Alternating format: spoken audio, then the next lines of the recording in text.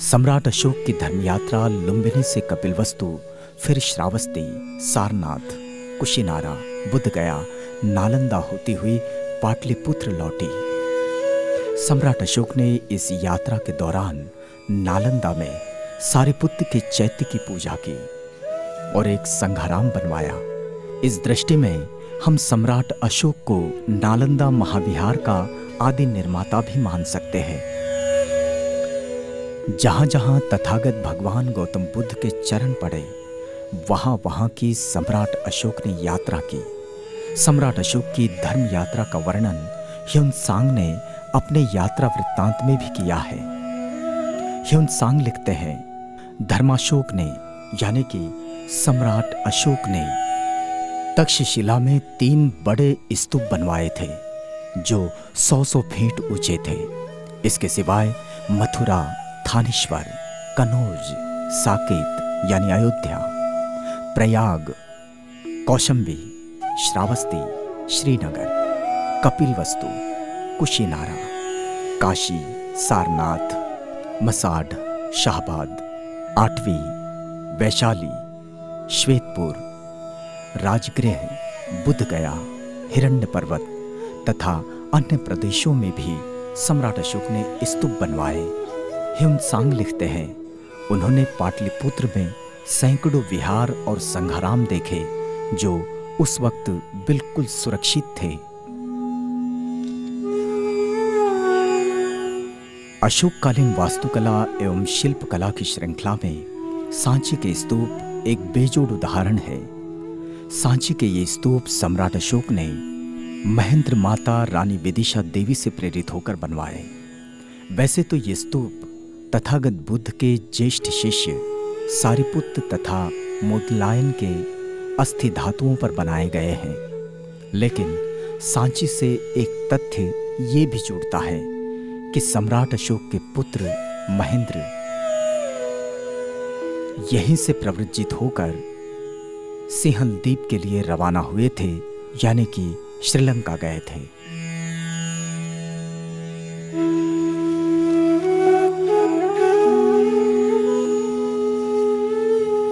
हम मानवीय विकास की परंपरा और संसार के निर्माण की ओर बढ़ने का सिलसिला देखें तो अशोक युग से पहले भारत में भवन, इमारतें लकड़ी की हुआ करती थी, वैसे ही जैसे आज बर्मा में होती है। सम्राट अशोक के ही समय से पत्थरों से इमारतें बनाने की परंपरा भारत में आई और माना जाता है कि ये परंपरा पर्सिया से आई होगी। सम्राट अशोक के शिलास्तंभ सुंदर तो है ही, चमकदार भी है और चिकने भी। कितनी मेहनत की गई इस कार्य में। अशोककालीन शिलाएं तथा अवशेषों में प्राप्त ये धर्म चक्र, प्राय इसे अशोक चक्र के नाम से जाना जाता है, लेकिन वास्तव में यह तथागत भगवान बुद्ध द्वारा बताए गए प्रतित्य समुत्पाद और आर्य अष्टांगिक मार्ग के आधार पर बनवाए गए हैं। ये उन्हीं के प्रतीक हैं। बौद्ध संस्कृति में इसे ही धर्म चक्र कहा जाता है।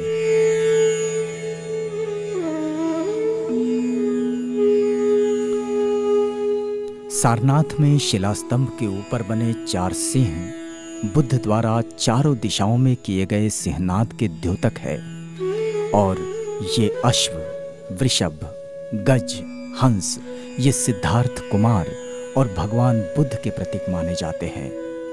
सम्राट अशोक ने तथागत बुद्ध के वचन और धर्म विनय बड़ी ही खूबसूरती से प्रतीकों के रूप में इन पत्थरों में खुदवाए, जो आज तथागत बुद्ध के 2500 साल बाद भी मानवीय संस्कृति के विकास की एक समृद्ध परंपरा का निर्वहन करते हैं। बौद्ध भिक्षुओं की एक संघ परंपरा है कि समय समय पर सभी भिक्षु इकट्ठे होकर आपस में धर्म और विनय पर चर्चा करते हैं और विचार विमर्श कर मानवीय समुदायों के विकास की नीति पर कोई कार्य योजना बनाते हैं। इसे बौद्ध संस्कृति में संगीति कहा जाता है।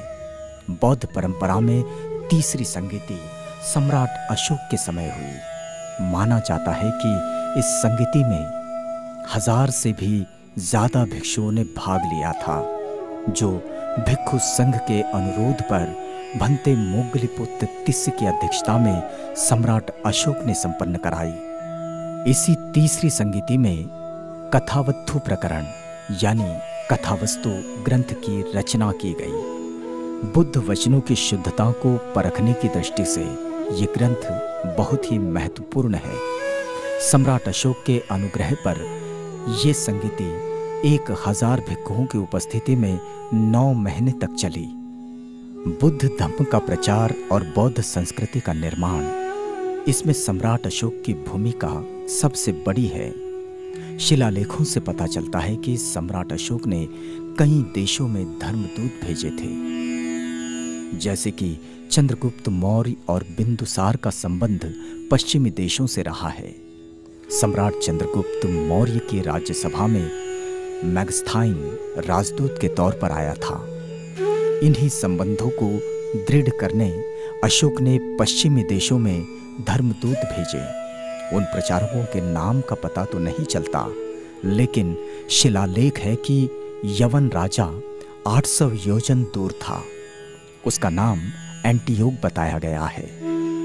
ऐसे ही दक्षिण में पांड्य और ताम्रपर्णीय देश में अशोक के दूत गए।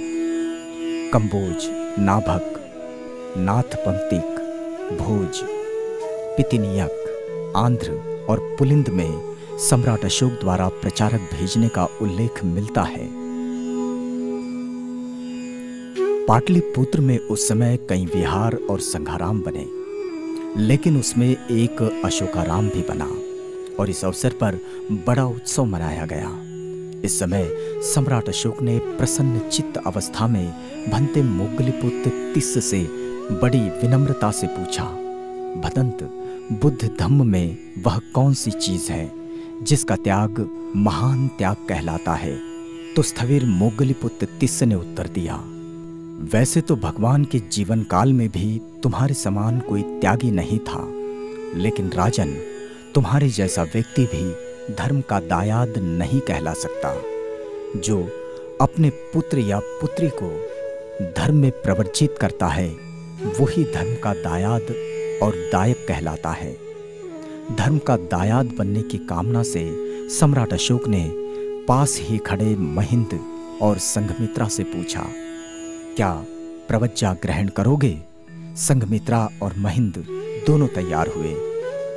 सम्राट ने एक बड़े समारोह में पुत्र महेंद्र और पुत्री संघमित्रा को प्रवज्जित कराया। इस समय उनके आचार्य स्थविर महादेव थे, जिन्हें बाद में भंते मोगलीपुत्र तिस्स ने महिष्म मंडल में यानी कि सतपुड़ा के इर्द गिर्द पसरे महाकौशल में धर्मदूत बनाकर भेजा, जिनका मुख्य केंद्र पंचमढ़ी में था, जो अब मध्य प्रदेश में है। तीसरी संगीति के संपन्न होने के बाद महेंद्र अपने साथियों सहित बुद्ध वचनों के प्रचार के लिए श्रीलंका गए। उस समय लंका के राजा देवानाम प्रिय तिस्स थे, जो सम्राट अशोक के मित्र भी थे। यह मित्रता महेंद्र के धर्म प्रचार में सहायक सिद्ध हुई। महेंद्र के बाद संघमित्रा भी बुद्ध गया के बोधि वृक्ष की एक शाखा के साथ लंका पहुंची और वहां भिक्षुणी संघ की स्थापना की। संघमित्रा द्वारा रोपा गया बोधि वृक्ष आज भी अनुराधपुर में विराजमान है।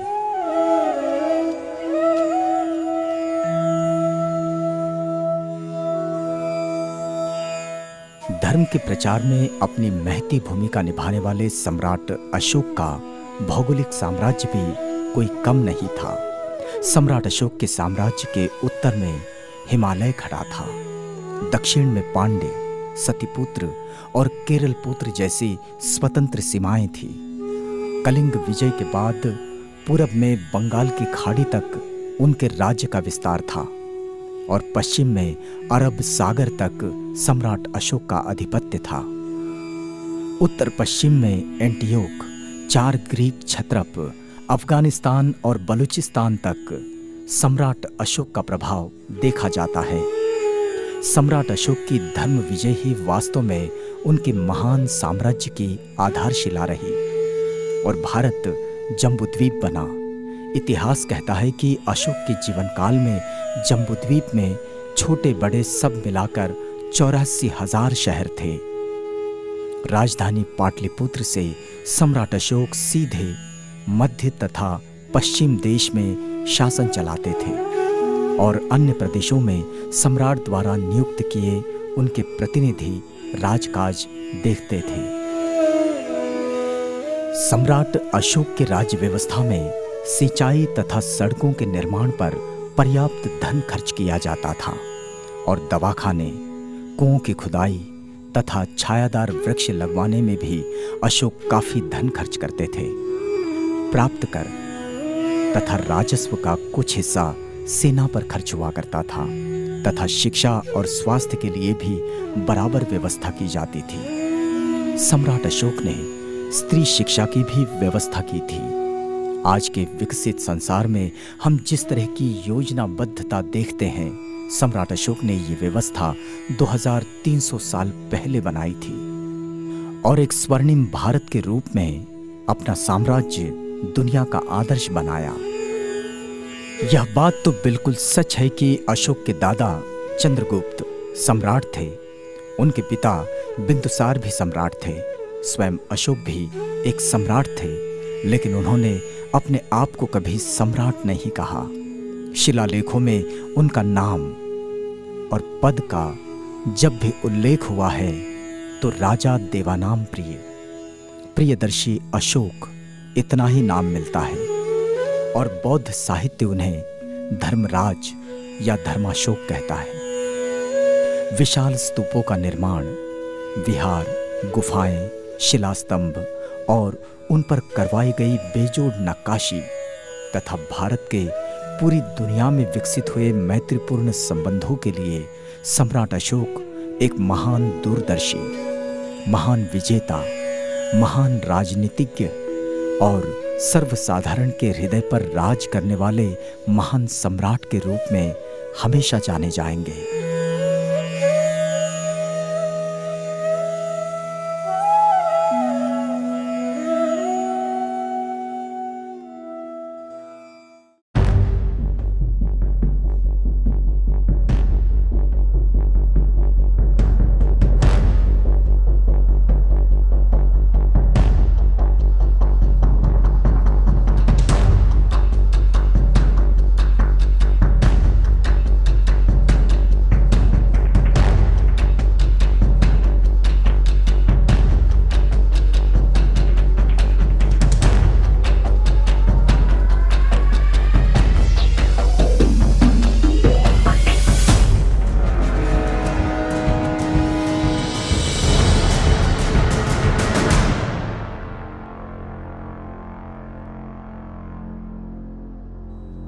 प्रियदर्शी देवानाम प्रिय सम्राट अशोक विश्व के महानतम शासकों में से एक, जिनका राज्य चेन्नई से लेकर अफगानिस्तान तक फैला हुआ था, जिसे एक दृष्टिक्षेप में उत्तर की गंगा से लेकर दक्षिण की गोदावरी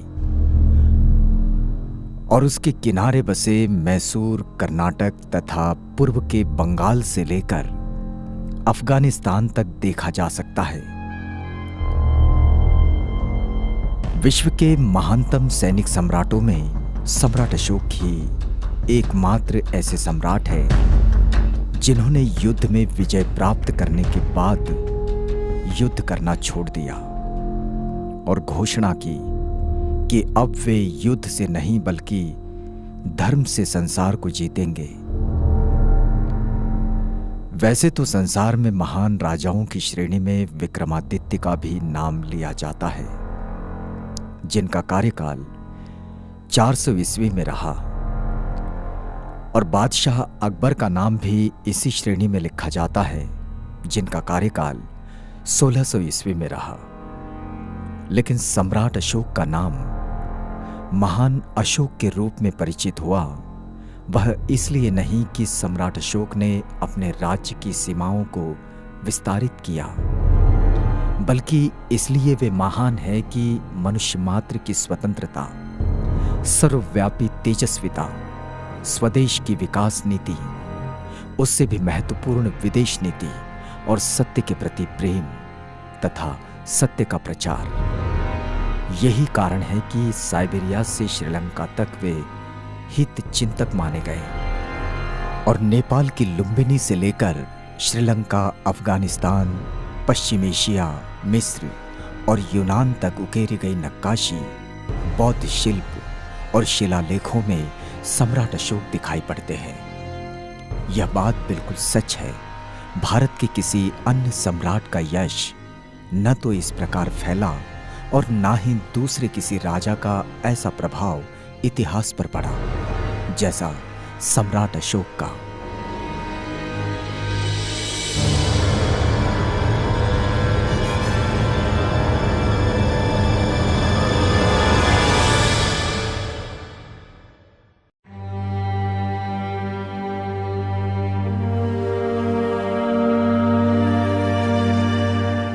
यह बड़े ही अचरज की बात है कि सम्राट अशोक मौर्य वंश के होने के बावजूद सम्राट अशोक के नाम के साथ मौर्य शब्द प्रचलित नहीं है।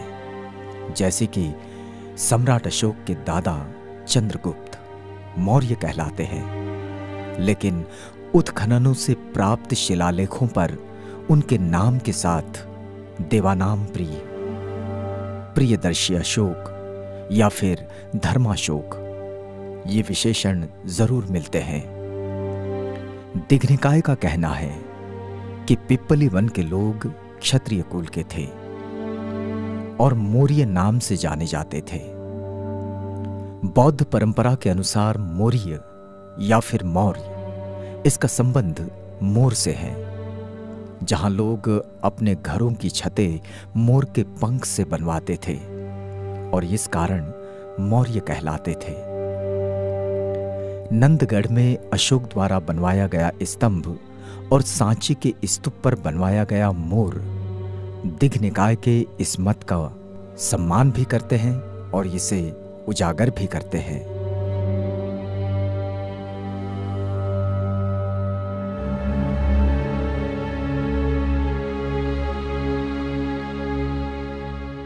अशोक का जन्म ईसा पूर्व 304 में पाटलिपुत्र में हुआ, यानी आज के बिहार राज्य की राजधानी पटना में। वैसे अशोक के जन्म के संबंध में कई अद्भुत कथाएं भी हैं। कई इतिहासकारों का मानना है कि अशोक की दादी या मां ग्रीक कुमारी रही होगी, क्योंकि चंद्रगुप्त और सेल्यूकस के बीच वैवाहिक संबंध माना जाता है और दोनों में राजनीतिक संबंध होने के कारण मौर्य कुमारी का सेल्यूकस के अंतःपुर में होना तथा ग्रीक कुमारी का चंद्रगुप्त के अंतःपुर में होना संभव है। फिर भी इस बात का कोई प्रमाण तो नहीं मिलता कि महाराजा बिंदुसार का ग्रीक कुमारी से विवाह हुआ था और जिसका पुत्र अशोक है, बल्कि बौद्ध ग्रंथों में इस बात का उल्लेख जरूर मिलता है कि अशोक की माता का नाम सुभद्रांगी था, जो चंपा यानी कि भागलपुर के ब्राह्मण की कन्या थी।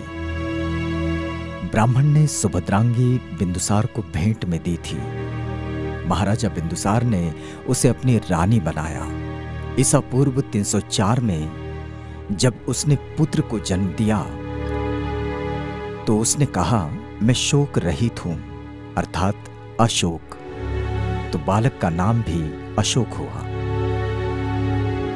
सिंहल की भी एक परंपरा है जिसमें अशोक की माता का नाम धर्मा बताया जाता है, लेकिन इन्हीं ग्रंथों में यानी दिव्यावदान और अशोकावदान में अन्यत्र कहा गया है कि धर्मा का ही नाम सुभद्रांगी था और अशोककालीन शिलालेखों में सम्राट अशोक का नाम भी धर्माशोक मिलता है। बहरहाल पाली ग्रंथ बताते हैं कि महाराजा बिंदुसार की 16 रानियां थीं, जिनसे 101 पुत्र हुए। उनमें सुमन कुमार सबसे बड़ा था और अशोक सुमन कुमार से छोटा। दिव्यावदान की माने तो महाराजा बिंदुसार के ज्येष्ठ पुत्र का नाम सुसीम था। अशोक को एक सगा भाई था जो उससे छोटा था, तिष्य उसका नाम, लेकिन वह वित्त अशोक के नाम से ही अधिक प्रसिद्ध है। कहा जाता है कि अशोक देखने में सुंदर नहीं थे, लेकिन गुणवान थे और उनके अन्य गुणों से प्रभावित होकर ही राजा बिंदुसार ने उन्हें उपराज बनाकर उज्जैन भेजा था। उज्जैन पहुंचने से पहले उपराज अशोक विदिशा नगर में ठहरे। विदिशा में एक श्रेष्ठी की बेटी देवी से उनकी भेंट हुई और उसे पत्नी बनाकर अपने साथ उज्जैन ले गए। यह ईसा पूर्व 286 की बात है। उज्जैन में ही ईसा पूर्व 284 में देवी को पुत्र लाभ हुआ और उपराज अशोक का ये ही बेटा बाद में महिंद स्थवीर के नाम से प्रसिद्ध हुआ और धर्म प्रचार के लिए सिंहलदीप गया। महेंद्र के जन्म के 2 साल बाद यानी ईसा पूर्व 282 में देवी ने संघमित्रा को जन्म दिया। संघमित्रा ही बाद में भिक्षुणी बनकर श्रीलंका गई थी। संघमित्रा द्वारा रोपी गई बोधि वृक्ष की शाखा आज भी श्रीलंका में है, जो अब एक घना वृक्ष बन गया है। उज्जैनी का काम पूरा होने पर अशोक दोनों बच्चे महेंद्र और संघमित्रा के साथ पाटलिपुत्र लौट गए। देवी उनके साथ नहीं गई, वह विदिशा में ही रही। इसी समय तक्षशिला राज्य में विद्रोह होने लगा और फिर इस विद्रोह को शांत करने के लिए राजा बिंदुसार ने अशोक को ही योग्य समझा। अशोक तक्षशिला गए और अपनी न्यायिक विद्वत्ता के साथ तक्षशिला का विद्रोह शांत किया और जनता का हृदय जीत लिया। अशोक के इन गुणों से प्रभावित होकर राज्य के मंत्रीगण चाहते थे कि अशोक को ही मगध का उत्तराधिकारी बनाया जाए, लेकिन महाराजा बिंदुसार अशोक को उत्तराधिकारी नहीं बनाना चाहते थे। फिर भी ईसा पूर्व 273 में जब महाराजा बिंदुसार का देहांत हुआ तो मंत्रीगण और अधिकारियों की सहायता से अशोक ने राज सिंहासन हासिल कर ही लिया और 25 वर्ष की आयु में ईसा पूर्व 269 में अशोक का राज्याभिषेक हुआ। सम्राट अशोक की 5 रानियां थीं। उपराज होकर उज्जैन जाते समय ही उन्होंने देवी से विवाह कर लिया था। उनकी दूसरी रानियां थी असंधिमित्रा, कालुवाकी, पद्मावती और तिष्यरक्षिता। इसका उल्लेख रानी के शिलालेख में मिलता है। सम्राट अशोक के बच्चों में कुणाल को सम्राट का सबसे प्रिय पुत्र बताया गया है, जिसे सम्राट अशोक ने तक्षशिला का उपराज नियुक्त किया था। लेकिन इतिहास में इसका भी उल्लेख मिलता है कि सम्राट अशोक की पटरानी तिष्यरक्षिता ने क्रोध में आकर कुणाल की आंखें निकलवाई थी। बाद में जिस स्थान पर कुणाल ने अपनी आंखें निकाली थी, उसी जगह पर सम्राट अशोक ने 100 फीट का ऊंचा स्तूप बनवाया। यह स्तूप दक्षिण पर्वत के उत्तरीय भाग में तथा तक्षशिला के दक्षिण पूर्व में था। दिव्यावदान के अनुसार कुणाल रानी पद्मावती का पुत्र था, जो धर्मवर्धन या धर्म विवर्धन के नाम से प्रसिद्ध था। कहा जाता है कि ठीक कुणाल के जन्म के पूर्व सम्राट अशोक ने 84,000 धर्मराजिक विहार बनवाकर पूर्ण कर लिए थे।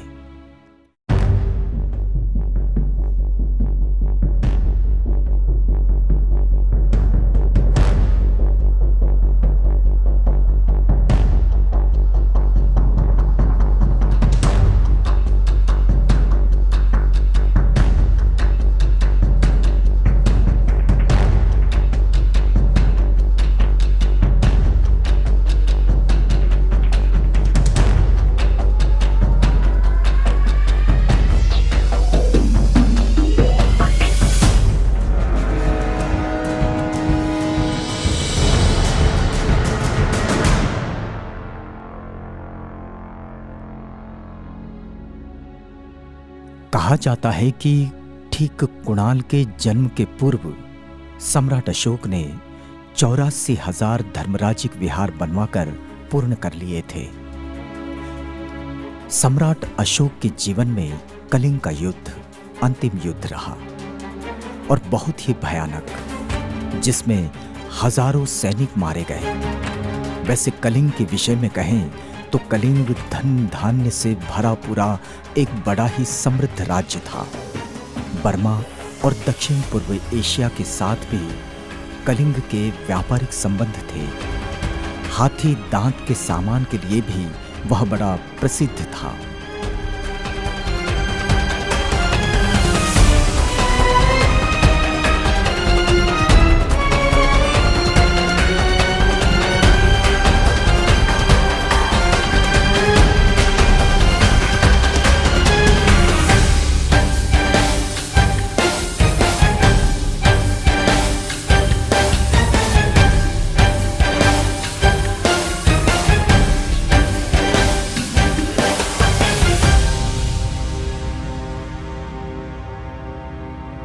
अशोक ने कलिंग पर आक्रमण क्यों किया, इसकी कोई खास वजह तो पता नहीं चलती, लेकिन इतिहासकारों का मानना है कि मौर्य साम्राज्य को बढ़ाने की लालसा से ही अशोक ने कलिंग पर आक्रमण किया।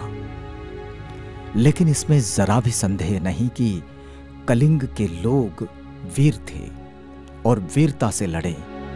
कई विद्वान ये कहते हैं कि अशोक के आक्रमण से पहले कलिंग राज्य बौद्ध धर्मावलंबी था। कलिंग के इस युद्ध से अशोक के मन पर भारी प्रभाव पड़ा। माताएं और बच्चों की दर्द भरी चित्कारें उनके कानों में गूंजने लगी। भारी पश्चाताप हुआ और ऐसी अवस्था में अशोक ने न्युग्रोध श्रामणेर को शांत भाव से गुजरते देखा। अशोक के मन में आस्था जगी। श्रामणेर को पास बुलवाया।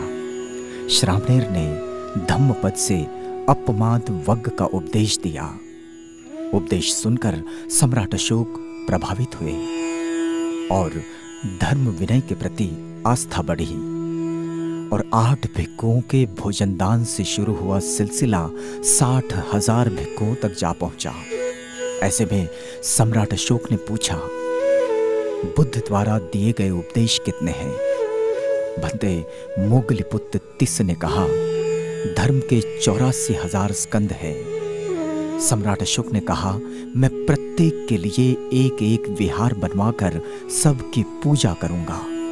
और सम्राट अशोक ने बौद्ध धर्म में दीक्षा ग्रहण कर निर्माणात्मक कार्य शुरू कर दिया। अशोक एक विशाल राष्ट्र के सम्राट रहे हैं और एक बड़ा विशाल भूभाग आधिपत्य में होने के कारण उन्होंने अबौद्धों का भी उतना ही ख्याल रखा जितना बौद्धों का।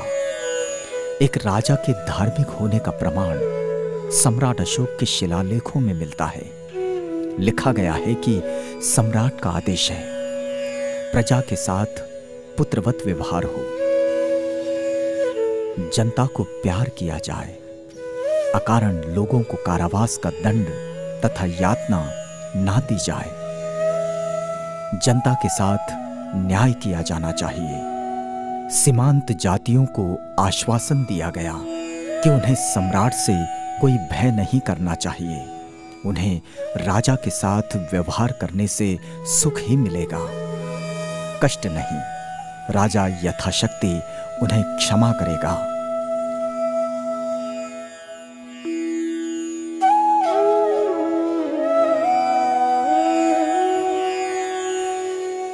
सम्राट अशोक के विषय में ज्ञात इतिहास कहता है कि सम्राट अशोक भिक्षु बने थे और उन्होंने भिक्षु बनकर बौद्ध तीर्थों की यात्रा की थी। चीनी यात्री इत्सिंग कहते हैं, एक विशिष्ट ढंग से अशोक की प्रतिमा चिवर में देखी गई थी। इसमें यह अधिक संभव है कि तीर्थ यात्रा के समय वे भिक्षु बने हो और बाद में पुनः गृहस्थ बन गए हो, क्योंकि बौद्ध भिक्षु चिवर छोड़ने के लिए हमेशा स्वतंत्र रहता है। लेकिन एक बौद्ध सम्राट के रूप में अशोक का चरित्र अपने आप में बड़ा ही अनूठा है।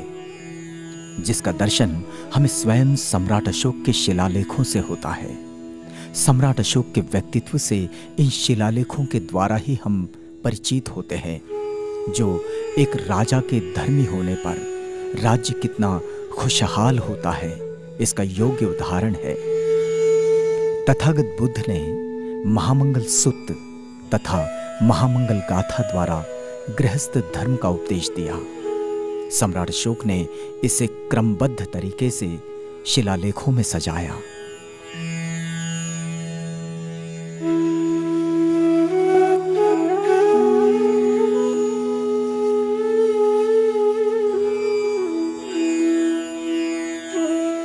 मातरी पीतरी सुसुसा शिलालेख।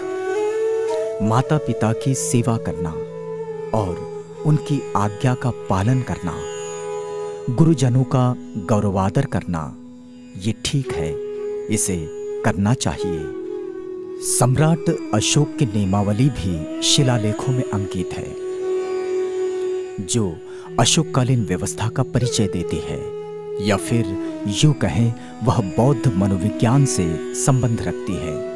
वैसे तो मानवीय इतिहास में कई राजा महाराजा होकर गए, लेकिन सम्राट अशोक का स्थान विशिष्ट तथा श्रेष्ठ है। वह इस दृष्टि में कि सम्राट अशोक की न्याय व्यवस्था में दया और न्याय, इन दोनों का अटूट रिश्ता नजर आता है। सम्राट अशोक अपनी प्रजा की भौतिक तथा आध्यात्मिक दोनों जरूरतें पूरा करते हैं। राजा और शिकार, इन दोनों का आपस में बड़ा गहरा रिश्ता होता है, लेकिन सम्राट अशोक ने अपने मन में दया की सीमाएं मात्र प्रजाजनों तक ही सीमित नहीं की, बल्कि उन्हें प्राणी मात्र तक बढ़ाया और शिकार करना छोड़ दिया। और ये सब अशोककालीन शिलालेखों से हमें पता चलता है। बरबस ही एक ख्याल मन में आता है कि सम्राट अशोक के ये शिलालेख जो ग्रीक तक फैले हुए मिलते हैं, जो ब्राह्मी, खरोष्टी, अर्मिश्क, ग्रीक, पाली, प्राकृत आदि भाषाओं में लिखे गए हैं, इनकी जरूरत क्या थी? थोड़ा गहराई से इन्हें देखने पर पता चलता है कि ये प्रजा के लिए सम्राट द्वारा दी गई सूचनाएं हैं और राजकाज के नियम जो प्रजा की जानकारी में हो, तथा ऐसे स्थान जो मानवीय विकास की प्रक्रिया में अपना विशेष स्थान रखते हैं, उन स्थानों की जानकारी आने वाली पीढ़ियों को मिले। मौर्य सम्राट अशोककालीन ये शिलालेख गिरनार में मिला, जिसका भावार्थ है आमोद प्रमोद के उत्सव ना किए जाए और किसी भी प्राणी की हत्या कर उसे अग्नि में ना भुना जाए। ये धर्मलिपि प्रियदर्शी राजा ने लिखी है। सम्राट अशोक के बौद्ध धर्म स्वीकारने के बाद राज्य की साधारण जनता में भी बौद्ध धर्म के प्रति अभिरुचि बढ़ी और अपने धर्म गुरु मोगलिपुत्र तिस्स से प्रेरणा लेकर सम्राट अशोक बौद्ध स्थलों की यात्रा पर जहां जहां गए, वहां वहां उन्होंने स्मारक स्वरूप स्तूप बनवाए, विहार बनवाए, स्तंभ खड़े किए, उन पर लेख खुदवाए, शिलालेख लिखवाए।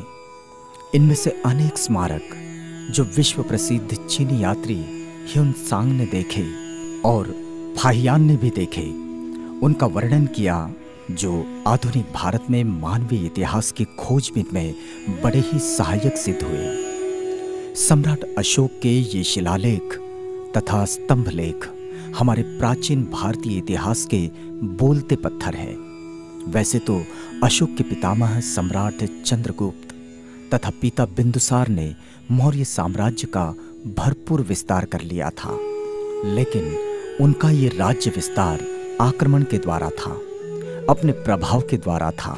लेकिन अशोक ने धर्म विजय यात्रा का विधान किया और इस धर्म यात्रा में सम्राट अशोक युद्ध प्रयाण की तरह ही बड़ी शान और शौकत से एक सम्राट के अनुरूप यात्रा करते, जिसमें सामंत, अमात्य, विशालकाय हाथी, घोड़े, मूर्तिकार, शिल्पकार एवं भिक्षु संघ हुआ करता था। सम्राट अशोक की ये धर्म यात्राएं ईसा पूर्व 249 में आरंभ हुई, यानी कि उनके राज्याभिषेक के 20वें वर्ष में। गुरु मोग्गलीपुत्र तिस्स के मार्गदर्शन में सम्राट अशोक सर्वप्रथम भगवान बुद्ध की जन्मस्थली लुम्बिनी गए। इस यात्रा में उनके साथ उनके दूसरे धर्मगुरु उपगुप्त स्थविर भी थे। सम्राट अशोक ने लुम्बिनी में एक शिला स्तंभ स्थापित करवाया, जिस पर लिखा है, देवानाम प्रिय प्रियदर्शी अपने अभिषेक के 20वें वर्ष यहाँ पूजा करते हैं, क्योंकि यहाँ भगवान बुद्ध शाक्य मुनि का जन्म हुआ था। शिला स्तंभ गड़वाया गया और दीवार भी यहाँ बनवाई गई, क्योंकि भगवान यहाँ जन्मे थे और लुम्बिनी ग्राम राज्य कर से मुक्त किया जाता है, जो 8वां भाग राज्य को दिया जाता था। सम्राट अशोक द्वारा उत्कीर्ण यही वो शिलालेख है जिसने पूरे संसार को इस घटना से परिचित कराया कि तथागत भगवान बुद्ध एक ऐतिहासिक महापुरुष है। सम्राट अशोक की धर्मयात्रा लुम्बिनी से कपिलवस्तु, फिर श्रावस्ती, सारनाथ, कुशिनारा, बुद्धगया, नालंदा होती हुई पाटलिपुत्र लौटी।